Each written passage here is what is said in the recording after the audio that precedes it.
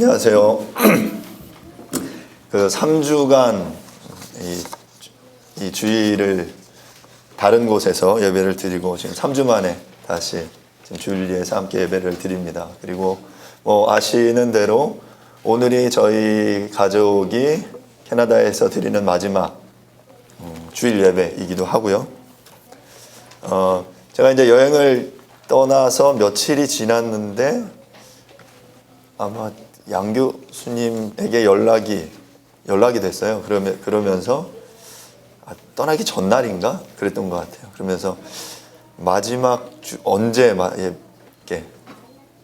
주빌리에서 예배를 드리는지 확인하시더니 그럼 잘 됐다고 그때 마지막 가기 전에 설교를 하라고 부탁을 하시더라고요. 그래서 주저하지 않았습니다. 너무 감사한 마음으로 잘 됐다 그러면서 함께 말씀을 나누는 기회를 가지면 좋겠다 해서 감사하게 승낙을 했고, 그렇다고 해서 제가 3주간 여행하면서 설교 생각만 한 거는 절대로 아닙니다. 하지만 이렇게 마음속에 좀 부담을 가지고 있었고요. 그러면서 오늘 함께 나누고 싶은 말씀이 빌립보서 3장의 말씀을 우리가 함께 나누면 좋겠다 그런 생각을 하게 됐습니다. 여러분 잘 아는 대로 빌립보서는 기쁨의 서신입니다. 4장에 보면 주 안에서 기뻐하는 것이 무엇인지를 우리에게 거듭 강조하면서 이야기를 하고 있죠. 그런데 아이러니하게 이 빌립보서는 우리가 잘 아는 대로 4권의 옥중서신이라는 서신 중에 한 권인 거죠. 감옥의 죄수의 신분으로 있는 바울이 감옥 밖에 있는 사람을 향해서 기뻐하라라고 외치고 있는 게 바로 이 빌립보서의 내용이라는 거죠. 좀 아이러니하지 않습니까?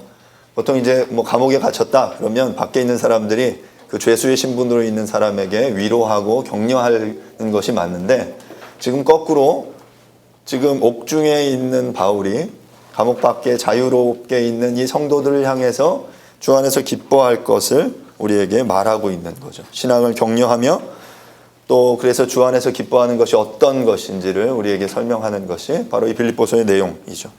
이것이 어떻게 가능한지, 또한 그러한 정체성을 가지고 어떻게 살아가야 하는지를 오늘 짧은 본문 속에서 함께 잠시 나누려고 합니다.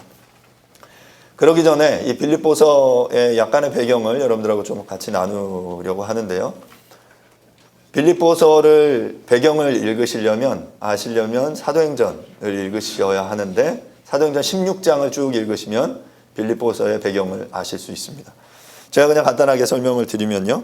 바울에게 빌립보 지역은 꿈에도 잊을 수 없는 지역이었습니다. 왜냐하면 빌립보에서 그는 전도자로서 그가 겪을 수 있는 아주 극렬한 체험을 그곳에서 했거든요. 자, 그런데 처음에 그는 빌립보로 갈 생각이 전혀 없었습니다. 드로아에서 꿈에 마게도냐 사람이 손짓하는 것을 보고 마게도냐로 넘어갔죠. 그러니까 원래 갈 길이 있었는데 꿈속에서 그 이끄는 손길을 보고 간 곳이 바로 그곳이었고, 그곳에서 만난 첫 성이 바로 빌립보였습니다. 그러니까 원래 우리 인생이 원래 계획대로 되지 않잖아요. 제가 여행을 갔는데 여행 일정을 쭉 잡았어요. 근데 일정대로 계획대로 되지? 물론 되려고 노력하죠. 굉장히 노력하지만 계획은 다 지키라고 있는 건 아닌 것 같아요. 계획을 하나님 앞에 기도하고 계획 세우고 그 복음을 전하기 위한 계획을 세웠지만 주께서 또 길을 트시고 그 길을 여셔서 지금 그가 그 손길에 이끌려서 간 지역이 바로 그 첫 성이 바로 빌립보라는 도시였습니다. 그래서 바울은 보통 새로운 도시에 가면 그가 하는 방법은 뭐냐면 유대인의 회당에 가서 그곳에서 기도하며 복음을 전하는 거였어요. 그런데 공교롭게 빌립보에는 유대인의 회당이 없었습니다. 그래서 그는 어떻게 했냐면 강가에 기도하는 처소만 빌립보에 있었고, 그래서 그곳에 갔어요. 그래서 그곳에서 만난 사람이 누구냐면 자주장사 루디아라는 여인을 만나죠. 그래서 그 이방의 첫 여인을 만나서 그 여인은 이방인이었지만 회당에서 율법을 배우는 여인이었어요. 사도행전에서 말하는 대로 하나님을 두려워하는 자였습니다.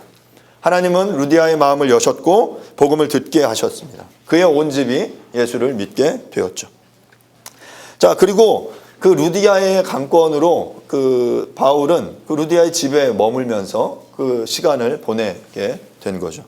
자, 그런데 며칠 후에 바울은 기도 초소로 가다가 귀신 들린 한 여자아이를 만나고 그 여자아이가 계속 소리 지르며 자신을 따라오는 것 때문에 굉장히 괴로웠어요.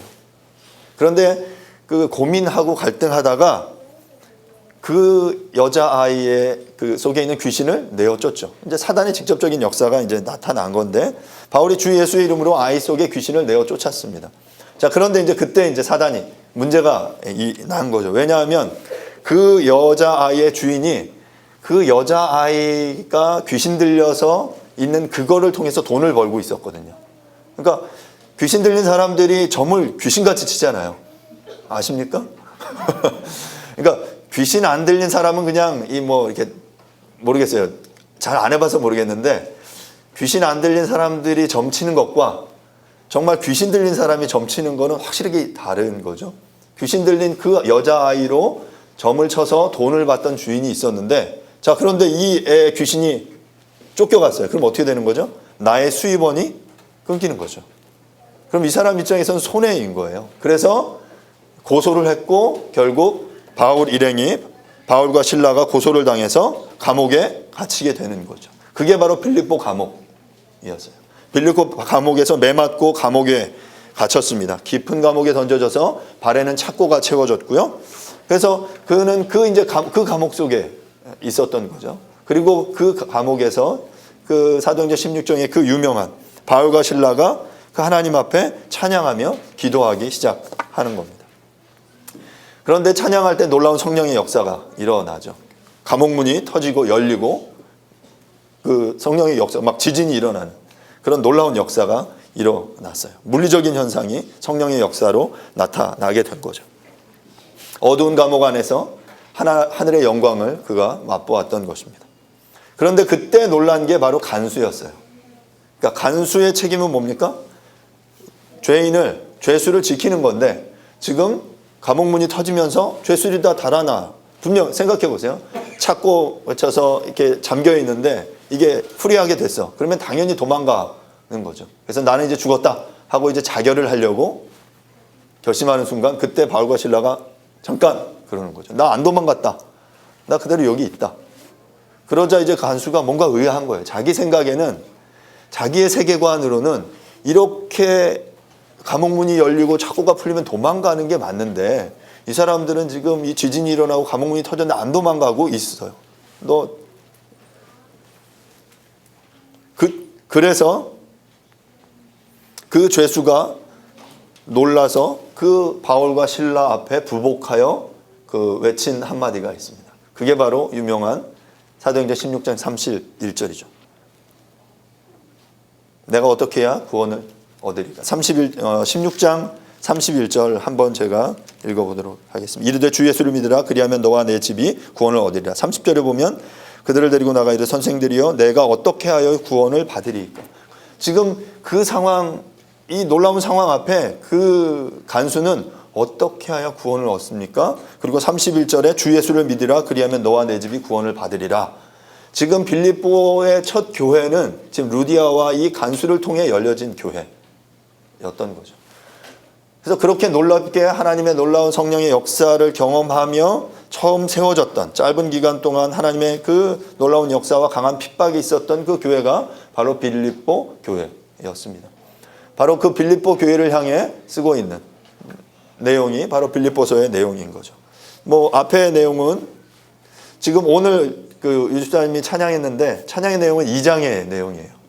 만약에 제가 2장을 설교했으면 그 찬양과 딱 맞춰서 설교를 했으면 좋았을 텐데, 그 2장에서 그 모든 이름에 뛰어나신 그 주님의 이름을 높여드리고 그리스도가 어떠한 분인지를 그 바울이 놀랍게 노래하고 찬양하죠. 그리고 3장에 가서 바울의 위대한 신앙 고백이 나오고 있습니다. 오늘은 저는 그 3장의 본문의 내용을 여러분들과 함께 잠시 나누려고 합니다. 바울의 이 3장은 우리가 굉장히 잘 아는 본문이죠. 7절과 9절을 제가 다시 한번 읽겠습니다. 그러나 무엇이든지 내게 유익하던 것을 내가 그리스도를 위하여 다 해로 여길 뿐더러 또한 모든 것을 해로 여김은 내 주 그리스도를 아는 지식이 가장 고상함을 인함이라. 내가 그를 위하여 모든 것을 잃어버리고 배설물로 여김은 그리스도를 얻고 그 안에서 발견되려 함이니 내가 가진 의는 율법에서 난 것이 아니요 오직 그리스도를 믿음으로 말미암은 것이니 곧 믿음으로 하나님께로서 난 의라. 그가 지금 말하고 있어요. 내가 이전에 가지고 있던 거 모두 다 배설물과 같다. 왜냐하면 그리스도를 아는 지식이 가장 고상하기 때문이다. 라고 모든 것을 그리스도 안에서 상대화시키고 있는 거죠. 그리스도를 아는, 그러니까 그 이전에 그리스도 하나님의 영광, 하나님의 살아계심이 없었던 것이 아닌데 그 이전까지는 몰랐던 거죠. 그리고 그리스도를 만나고 그 지식의 고상함을 깨닫고 나자 이 상대화되기 시작하는 거예요. 그 이전에 나에게 가치롭고 중요하게 여겨졌던 그 세상의 모든 지식들이 무엇이 됐다고요? 배설물과 같이 되었다라고 이야기하고 있는 것이죠. 빌립보 교회 안에는 할례를 받아야만 구원을 받을 수 있다라고 말하는 사람들과 자신의 육신적인 조건을 자랑하는 유대인들이 그 교회 안에 있었습니다.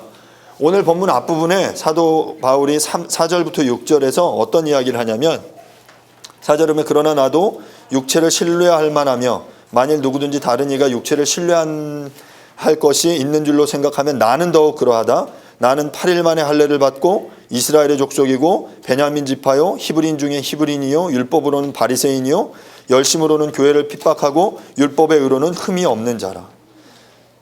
지금 그러니까 빌립보 교회 안에 사람들이 막 자신의 어떠함을 자랑하는 거예요. 육체의 어떠함과 내가 가지고 있는 지위와 신분과 내가 얼마나 많은 것들을 가지고 있는지, 얼마나 예쁜지, 건강한지, 튼튼한지, 똑똑한지 그런 것들을 막 자랑하고 있는 거예요. 육신적인 것들을. 그러자 지금 바울이 말하는 거예요. 만약에 내가 육체로 신뢰할 것들을 자랑한다면 너희들보다 훨씬 더 내가 많이 가졌다. 뭐냐면 5절부터 말하죠. 8일 만에 할례를 받았다. 예수님도 8일 만에 할례 받았죠. 정통 유대인들은 다 8일 만에 할례를 받았어요. 이스마엘 자손들은 13일 만에 할례를 받죠. 이스라엘 족속도 5절 중간에 보면 이스라엘 족속이다. 하나님과 언약의 관계에 있는 하나님의 택하신 민족이다. 라는 것을 자랑스럽게 말하죠. 또한 베냐민 지파다. 베냐민은 야곱의 12아들 중에 야곱이 총애하는 라헬에게서 태어난 마지막 막내 아들입니다. 12아들 중에 막내 베냐민만이 약속의 땅에서 태어나죠. 이스라엘의 초대왕 사울이 베냐민 지파 사람이었고 예루살렘 성과 성전이 또한 베냐민 지파의 영토 안에 있었습니다.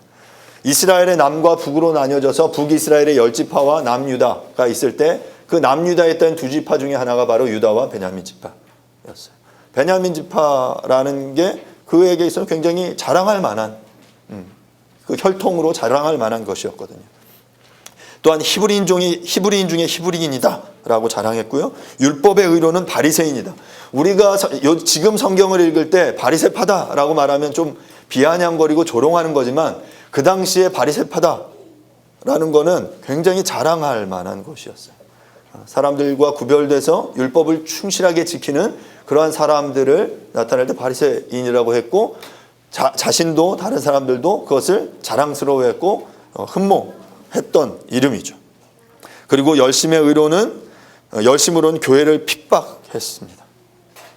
바울이 자신이 선한 바리새인으로 율법에 대한 열정과 하나님에 대한 충성, 이스라엘 어떤 유대 구약을 배경으로 해서 그 구약의 율법을 정통으로 지키기 때문에 그 그리스도인들을 핍박해서 죽이기까지 하는 열심을 가진 사람이었죠. 그리고 율법의 의로는 흠이 없었다.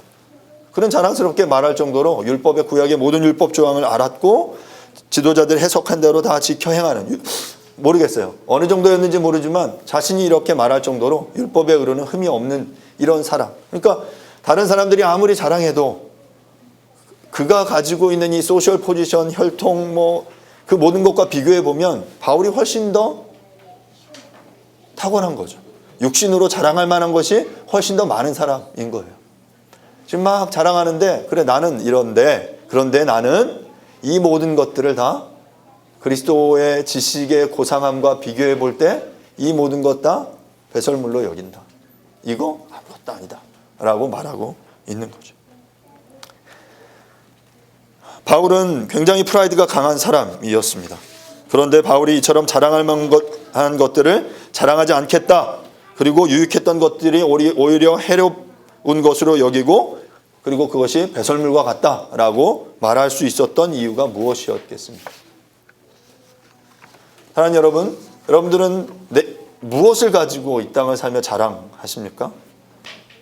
지금 여러분들 솔직하게 한번 생각을 해보세요. 누군가 친한 친구를 만나서 대화할 때 나의 그 대화 속의 은연중에 내가 나의 어떠함을 자랑하는 것들이 있지 않습니까? 이렇게 대놓고 자랑하는 거 말고 이렇게 돌려가면서 자랑하잖아요. 자기 자식들이 얼마나 똑똑한지, 내가 지금 얼마나 잘 나가는지, 내가 가진 이 지위와 신분이 어떤지. 우리 이 사회에서 소위 뭐 잘 나가는 이런 계층들이 있잖아요. 소위 많은 사람들이 되고 싶어 하는 그런 지위, 직장, 그런 것들이 있잖아요. 그런 자리에 있을 때 사람들은 굉장히 겸손해요. 겸손한 척해요. 그러면서 애써 숨기려고 하지만 누군가 그것을 얘기해 주길 원하는 마음이 있는 거죠. 내가 교수고, 교사고, 의사고, 변호사고, 목사고. 목사 좀 모르겠어요. 어떨 때는 막 자랑하고 싶다가 어떤 게 막 숨기고 싶은 마음이 있기도 한데, 내가 어떤 곳의 사장이고 CEO고 이렇게 돈을 많이 벌고 있고 자랑하고 싶죠. 자랑해요. 아주 겸손을 가장하면서 자랑합니다. 그런데 사랑하는 여러분, 그리스도 안에서 그 그리스도를 아는 지식의 고상함을 알기 때문에 내가 그것을 배설물로 여기는 것이 여러분에게 가능하십니까? 그리고 그렇게 하실 의향이 있습니까? 그렇게 하시겠습니까? 저는 이것이 가능하려면 그리스도 안에서 영적인 대차대조표를 좀 써볼 수 있어야 된다고 생각해요. 대차대조표 아시죠? 어려운 말인가요? 대차대조표, 다른 말로 금전출납부 아시나요? 쉽게 말하면 수입과 지출을 써놓고 뭐 수입 얼마 써놓고 지출 써놓는 거예요. 자, 수입보다 지출이 많으면 마이너스 인생인 거죠. 그렇죠? 근데 지출보다 수입이 많으면 이익인 거예요. 남는 장사인 거죠. 사랑하는 여러분, 이 땅 살면서 남는 장사 해야 되지 않습니까? 좀 잘 들어보세요. 좀 이상하다 그런데 잘 들어보세요. 영적인, 제가 말했죠. 소위 말하는 영적인 대차대조표 속에 남는 장사를 하려면 여러분 이 수입란에 무엇을 쓸 수 있어야 하느냐라는 거죠. 수입란에 저는 생각해 볼 때 굉장히 우리가 교회 다니면서 굉장히 단순한 거예요. 구원, 천국, 부활, 영생. 여러분 이것의 비중과 가치를 알고 그 천국의 영광과 그 소망을 알기 때문에 그것을 수입란에 써놓으실 수 있습니까? 그리고 그것의 가치를 알고 있습니까? 그렇다면 여러분의 지출란에 우리가 내가 이 수입란에 적는 천국, 부활, 구원, 영생 이러한 것 때문에 손해를 보게 될 것들을 써볼 수 있는 거죠. 내가 예수를 믿기 때문에, 내가 천국을 소망하기 때문에 고난받아야 하고 핍박을 받아야 한다면 쓰는 거죠. 내가 예수 믿기 때문에 보장된 안전을 포기해야 된다, 내려놓아야 된다, 써보세요. 내가 예수 믿기 때문에 좀 더 좁고 넓고 편한 길 갈 수 있지만 좁고 협착한 길을 가야 한다, 써놓으세요. 그리고 좀 더 많이 벌 수 있는데 포기하는 거죠. 자, 그러면 그 써놓고 이렇게 수입 지출을 계산해 보는 거죠. 그런데 문제는 내가 이 수입란에 써놓는 천국과 부활과 그 영생과 이 구원에 대한 이 가치를 얼마나 제대로 아느냐에 따라서 이 수입과 지출이 달라지는 거예요. 사람마다. 그렇죠? 그리스도가 하나님이 천지를 창조하시고 우리를 구원하셔서 이 땅 가운데 오셔서 우리를 구원하신 것은 사실이에요. 변하지 않아요. 그게 시간이 지나갔다면 변합니까? 변하지 않습니다. 그런데 이것이 얼마나 가치 있고 귀한지를 깨닫는 것은 각자의 몫이에요. 예를 들어서 어떤 사람은 이 구원과 영생과 그 이 하늘에 대한 이 소망이, 예를 들어서 뭐 이걸 계산할 수 없지만 뭐 1,000만 원이라고 계산하는 사람이 있고, 어떤 사람이 이걸 뭐 100억이라고 계산할 수도 있고, 어떤 사람은 이걸 9원이라고 9원으로 계산할 수도 있는 거죠. 그리고 이 땅에서 내가 포기하고 지출해야 될 것들을 액수를 쓸 수 있어요. 가치가 상대가 달라지는 거죠. 그런데 정말 이 천국의 가치를 그리스도 안에서 그 고상함을 깨닫게 될 때 우리는 이 땅에서의 많은 것들이 어느 순간인가 상대화되면서 배설물로 여겨지게 되는 것이죠. 사랑하는 여러분, 이러한 지경들을 경험해 보실 수 있습니까? 경험해 보셨습니까? 내가 그리스도 때문에 이 땅에서 누릴 수 있는 영광, 이 땅에서 누릴 수 있는 신분, 지위, 이 땅에서 내가 마땅히 주장하고 살아갈 수 있는 보장된 안전 내려놓으실 수 있습니까?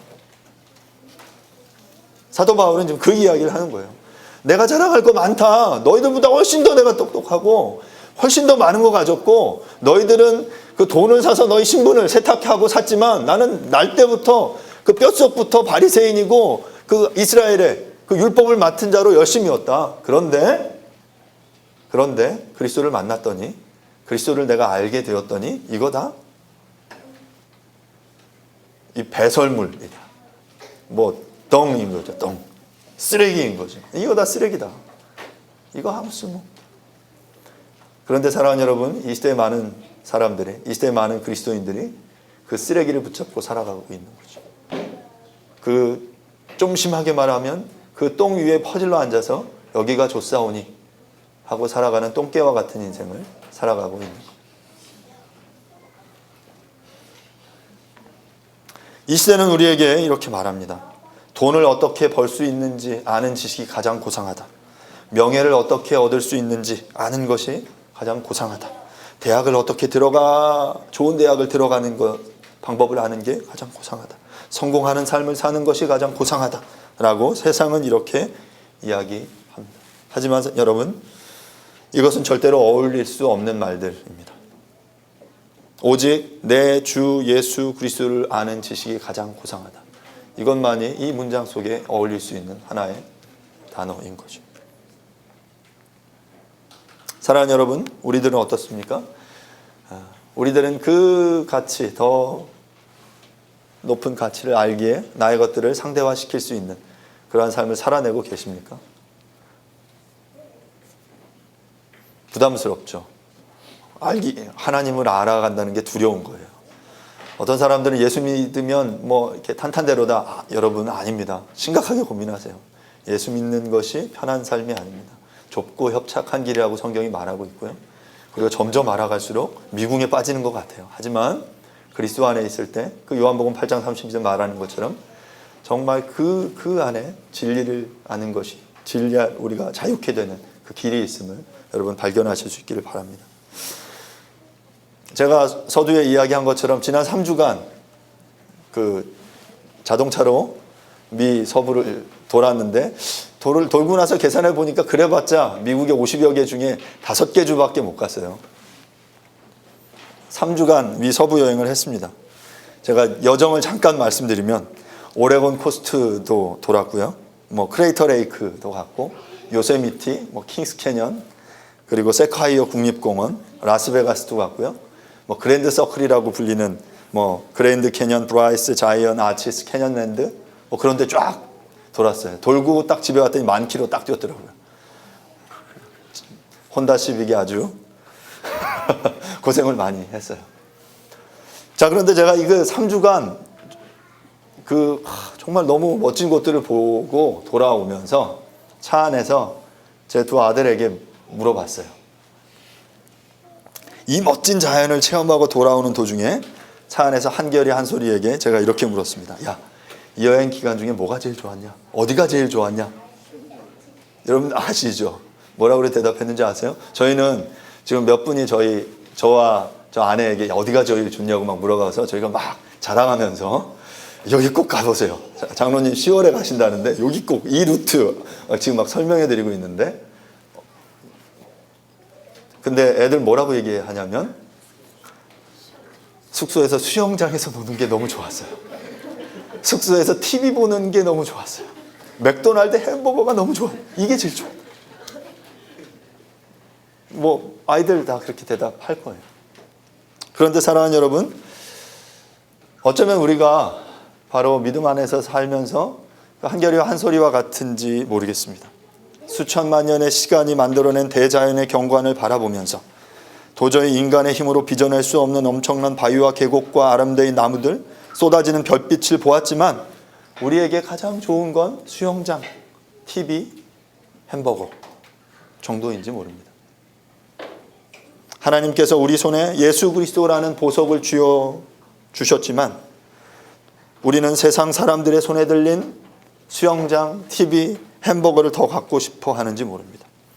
우리의 눈과 코는 그 사람들에 들린 햄버거를 향하고 있고 입가에는 침이 흐르고 있고 우리의 손에 들린 보석은 곧 내팽겨 쳐버릴 것만 같습니다. 왜 그럴까요? 왜 그럴까요? 아직 그리스도의 가치를 모르기 때문입니다. 아직 그 어린아이들이 별로 관심이 없는 거죠. 아이들의 관심이 거기에 있는 거예요. 예, 그럴 수 있어요. 하지만 만약에 시간이 지나서 한결의 한 소리가 지금 유은이만큼 됐는데도 만약에 난 수영장이 제일 좋았어요. 햄버거가 좋았어요. 그럼 저한테 이제 얻어맞는 거죠. 이 미친 놈 지금 이게 얼마를 들여서 간 줄 알아? 하면 뒤지게 맞는 거죠. 그런데 사랑하는 여러분, 여러분들 지금 뒤지게 맞으실 분들이 있지 않습니까? 지금 신앙생활 몇 년 하셨어요. 근데 여전히 한결이와 한소리처럼 햄버거가 좋아요. 수영장이 좋아요. TV 보는 게 좋아요. 조심하세요. 뒤지게 맞을지 모릅니다.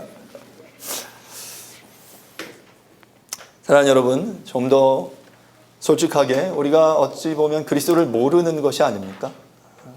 그리스도를 안다고 하지만 교회에 다니지만 그리스도를 알고 계십니까? 그 그리스도를 아는 지식의 고상함이 여러분들 안에 고백되어지고 있습니까? 그렇다면 그게 가능할 때 이 빌립보서의 기쁨이라는 단어가 해석되는 거예요. 고난 속에서 왜 기뻐할 수 있는지가 가능해지는 거죠. 왜냐하면 그 예수 그리스도를 아는 지식의 고상함을 알기에 그것과 비교할 때 이 땅에서의 받는 고난은 환난에 경한 것이 되는 거예요. 영광의 영원의 중한 것들을 알기 때문에 이것이 얼마나 더 가치 있는지 알기 때문에 이게 상대화될 수 있는 거죠. 뉴욕 거리에 풍선 장수가 있었습니다. 헬륨 가스를 넣는 풍선을 파는 장수들을 많이 보았을 겁니다. 노란색, 파란색, 빨간색 풍선이 높이 떠 있습니다. 그런데 한 흑인 꼬마가 와서 묻습니다. 아저씨, 나는 얼굴이 까만데 까만 풍선도 저렇게 하늘을 날 수 있나요? 그러자 풍선 장수 아저씨는 이렇게 대답했습니다. 물론이지 꼬마야, 풍선이 뜨는 것은 풍선의 색깔 때문에 아니라 풍선 안에 들어있는 내용물 때문이란다. 사랑하는 여러분, 우리는 그 색깔로 세상을 겉모습으로 판단하지만 우리의 내면에 무엇으로 채워져 있는지로 정말 그 풍선이 띄워지는 것이라면 여러분, 우리의 겉모습을 어떻게 하기 위해서 살아가십니까? 아니면 우리의 그 속을 무엇으로 채우느냐에 관심을 가지고 살아가십니까?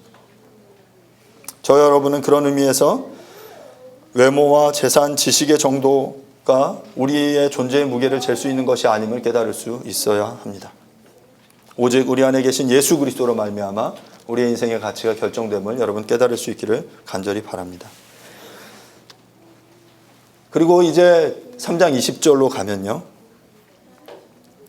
이제 사도 바울이 이렇게 이야기하죠. 그러나 우리의 시민권은 하늘에 있는지라 거기로부터 구원하는 자 곧 주 예수 그리스도를 기다리노니. 자, 지금 사도 바울이 빌립보 성도들을 향해서 자신을 본받을 것을, 그러니까 내가 지금 가치롭게 여겼던 것들, 그리스도를 아는 지식에 비하면 아무것도 아니다. 너희들도 그런 나의 신앙 고백을 따라서 나를 본받아라 라고 지금 이 본문 17절 이후의 본문 속에서 우리에게 말하고 있는 거예요. 세상의 사람들은 19절을 잠깐 보시면요, 18절부터 내가 여러 번 너에게 말하였거니와 이제도 눈물을 흘리며 너에게 말하노니 사람들이 그리스도의 십자가의 원수로 행하느니라. 그들의 마침은 면망이요 그들의 신은 배요 그 영광은 그들의 부끄러움에 있고 땅의 일을 생각하는 자라. 그러니까 지금 이 사람들은, 그러니까 육체를 자랑하는 이 사람들은 십자가의 원수로 행하면서 그들의 신은 뭐라고 말하는? 배라고 말해요. 여기서 이 신, 갓은 이 스토머기, 배라는 거예요. 자신의 배를 채우는 것이 우리의 신이다. 그들의 우상이다. 그리고 그들의 영광, 그들이 추구하고 가치롭게 여기는 것들은 그 부끄러운 일들, 땅의 일을 생각하는 일. 바로 이 육체를 자랑하는 이들의 모습, 십자가의 원수로 행하는 이들이 바로 이와 같다. 자, 그런데 사도 바울이 20절에 이렇게 고백을 하는 거죠. 그러나 우리의 시민권은 하늘에 있는지라. 거기로부터 구원하는 자 주 예수 그리스도를 기다리노니. 자, 지금 이 땅에서 그 육신을 채우기 위해 노력하는 많은 사람들은 이 땅의 시민권을 얻기 위해서 아둥바둥거리며 살아가는 그 사람들이다라는 거예요. 자, 그런데 지금 오늘 본문에서 우리의 시민권은 하늘에 있는지라 라고 말하고 있어요. 본문이 우리가 하나님의 시민이었다, 과거형으로 말하지 않습니다. 시민이 될 것이다 라고 미래형으로 말하지도 않아요. 지금 너희의 시민권이 하늘에 있다, 현재형으로 말하고 있어요. 지금 우리는 하늘나라의 시민인 것입니다. 예수 그리스도를 우리의 삶의 주인으로 모시고 고백하고 영접하는 그 순간 우리는 하늘나라의 시민권을 갖게 되는 거죠. 에베소서는 이렇게 증거해 줍니다. 에베소 2장 4절 6절을 보면요, 긍휼이 풍성하신 하나님이 우리를 사랑하신 그 큰 사랑을 인하여 허물로 죽은 우리를 그리스도와 함께 살리셨고 너희는 은혜로 구원을 받은 것이라. 또 함께 일으키사 그리스도 예수 안에서 함께 하늘에 앉히시니. 그 하나님이 허물로 죽은 우리들을 은혜로 구원하셔서 하나님 보좌 우편에 앉혀 주셨어요. 은혜로 얻는 구원인 거죠. 그리고 그것은 이미 지금 현재인 거예요. 우리가 믿는 순간 의롭다 칭함을 받았고 우리는 지금 하늘나라의 시민권을 가지고 이 땅을 살아가는 사람이에요. 제가 졸업을 하고 이제 저는 귀국하기로 이제 결정을 했죠. 그런데 지금 제가 공부한 이 과정에 있는 여러분들이 가장 만나면 고민하는 문제 중에 하나가 바로 신분의 문제죠. 공부 마쳤고 이제 이후에 이 스테이터스가 어떻게 되는지, 이 캐나다에서의, 그래서 워크퍼밋이나 아니면 영주권이나 시민권을 얻기 위한 프로세스 중에 있는 분들이 계세요. 여러분, 타국에 살면서 제일 걱정스러운 부분이 바로 이 신분의 문제잖아요. 특히 선교사님들이 제일 어려워하는 게 신분의 문제거든요. 특히 공산권이나 중국이나 이런 지역에 가면 국가에서 이 비자 가지고 이렇게 선교사들을 컨트롤 하거든요, 실제로. 그래서 그 비자를 얻어야 그 신분을 가지고 그 땅을 살고 그 땅에서 무언가 해낼 수 있는 거거든요. 그래서 캐나다에서 살면서 여러 가지 좋은 여러 가지 많은 것들이 있지만 결국 많은 사람들이 불안해하는 게 그 신분의 문제. 왜냐하면 나그네거든요. 외인이거든요. 내가 정말 이 시민권을 얻고 그 어떤 이 안전하게 있기까지 그 스테이터스 속에 있는 거예요. 사랑하는 여러분, 여러분들이 정말 얻고 싶은 시민권이 어디에 있습니까? 캐나다 좋으니까 캐나다 영주권 시민권 따는 게 우리 인생의 절대절명의 최고의 목표입니까? 그리고 그렇게 그 영주권 시민권 따면 행복하고 그것으로 우리의 영혼이 보장됩니까? 아니죠. 절대로 그렇지 않습니다. 우리는 이 땅에서 영원한 나그네입니다. 어디에 가기까지? 천국의 본향에 가기까지. 그런데 많은 사람들이 이 땅을 살면서 이후의 본향, 천국, 죽음 이후의 그 삶에 대한 개념이 없이 정말 이 땅이 우리의 모든 것인 양 살아간다면 그 사람처럼 어리석은 사람들은 없는 거죠. 반대로 만약에 영원이 없다면, 만약에 천국이 없다면 이 땅에서 그리스도인들처럼 미련하고 멍청한 사람들은 없을 거예요. 우리는 천국의 가치를 믿기 때문에 이 땅의 것들을 포기하고 절대적으로 이 세상과는 다른 가치를 좇으며 살아갈 수 있고 살아가는 사람들이기 때문에 그렇죠. 사랑하는 여러분, 우리의 시민권은 어디에 있습니까? 여러분들은 무엇을 우리의 삶의 목표로 살아가고 있습니까? 우리가 그리스도인으로 이 땅을 살아가면서 이 세상, 그것이 캐나다이든 대한민국이든 아니 다른 어떤 곳이든 그곳조차도 모두 다 나그네임을 인식할 수 있기를 간절히 바랍니다. 우리의 본향은 하늘이기 때문이죠. 우리의 영원히 거할 것은 이 세상 나라가 아니라 하나님의 나라이기 때문입니다. 그러므로 그리스도인은 세상과 다른 법의 지배를 받고 살아가게 됩니다. 그리스도인은 다른 형태, 다른 체계와 원칙 아래 삶을 살아가는 것입니다. 세상의 죄와 악과 고통으로부터의 지배가 아니라 하나님의 의와 평강과 희락의 통치 아래 살아가는 것입니다. 사랑하는 여러분, 그렇다면 우리가 그리스도인이라는 이름이 합당한 존재라면 세상 사람들과 전적으로 달라져야 합니다. 약간 좀 더 나은 존재가 아니라 표면상으로만 다른 것이 아니라 중생의 결과로 우리의 존재 자체가 세상의 사람들과 완전히 다른 삶을 살 수 있어야 합니다. 왜냐하면 우리의 시민권은 하늘에 있기 때문에, 그리고 그 하늘의 시민권을 가지고 이 땅을 살아가는 사람이기 때문에 그런 거죠. 사도 바울이 몇 번을 자신의 그 고백 속에 이야기해요. 내가 로마 시민권자다. 그리고 결정적인 순간에 자신의 로마 시민권을 꺼내서 그 위기 순간을 탈출하기도 해요. 하지만 그가 궁극적으로 자랑했던 것은 로마 시민권이 아니었죠. 그가 궁극적으로 내밀었던 건 바로 천국의 시민권이었어요. 내가 하늘의 시민권자다. 하나님이, 그리고 천국이 내가 마땅히 가야 할 마지막 본향이다. 그래서 그리스도 안에서 사나 죽으나 그것이 다 나에게 유익하다. 내가 지금 내가 생각할 때 고난 속에서 죽는 것이 더 나에게 유익하지만, 하지만 너희를 위하여서 내가 살면서 고난을 내 몸에 채우겠다. 왜냐하면 그는 천국의 가치를 알고 천국의 시민권을 이 땅에서 온전히 사용하며 사는 사람이었기 때문에 그렇습니다. 오늘 본문 21절을 다시 한번 보겠습니다. 그는 만물을 자기에게 복종하게 하실 수 있는 자의 역사로 우리의 낮은 몸을 자기 영광의 몸의 형체와 같이 변하게 하시리라. 사랑하는 여러분, 우리는 우리의 신분 때문만이 아니라, 그러니까 우리가 우리의 시민권을 가졌다라는 것뿐만 아니라 우리의 앞에 놓여 있는 소망 때문에 다른 삶을 사는 것이죠. 우리의 소망이 뭡니까? 바로 우리의 낮은 몸을 자기 영광의 몸의 형체와 같이 변화시켜줄 부활의 소망.